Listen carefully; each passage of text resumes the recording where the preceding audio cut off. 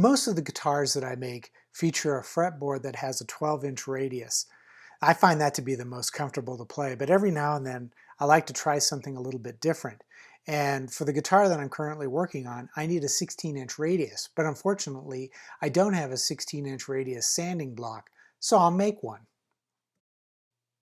So the first thing I need to do is to draw profiles of my radius sanding block on my computer, and I'm using Adobe Illustrator, which is a vector-based drawing program, and you can use any kind of program that will draw accurately at 100%.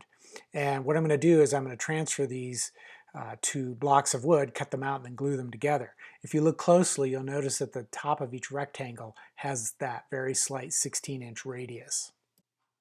After drawing them, I printed them out on my desktop inkjet printer.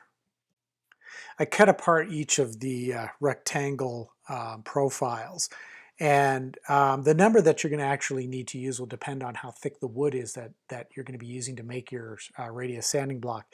In my case, the wood is about 1.5 inches thick, so if I use 5, I should end up with about a 7.5-inch long radius sanding block, which I've found is perfectly adequate for getting a consistent radius. I went through my pile of scraps and found 5 1.5-inch thick mahogany blocks that I can use to cut out each of the profiles.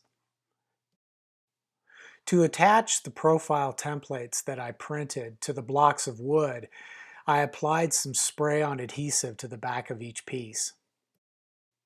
Then I attached each profile template to a block of wood.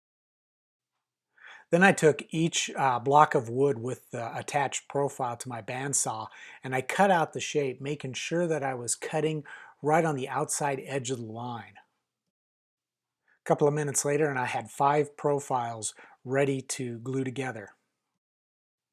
Of course, before I can glue them up, I have to remove the paper template, so I made a quick trip with each block to my belt sander. To glue the blocks together, I'll be using Titebond Original Wood Glue. Titebond is slippery stuff, and when you clamp it, the pieces that you're gluing together can actually slide. So what I like to do is apply glue to each piece and then stack them up so that they're carefully aligned, and I'll just let them sit for about 5 to 10 minutes until the glue starts to set up. Then I'll put them in a clamp and clamp them down for at least 6 hours until the glue is thoroughly dried. Sanding is optional, but it does make it look a whole lot nicer. I do, however, recommend that you seal the wood from moisture with just a coat or two of polyurethane, because as you know, moisture can cause wood to twist and warp, and that can affect the accuracy of the radius.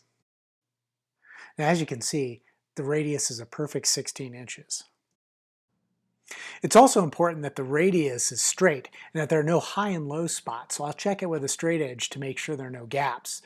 And that's really all it takes to make a radius sanding block. All I have to do now is attach some sandpaper with some double stick tape, and I'm ready to start radiusing fretboards.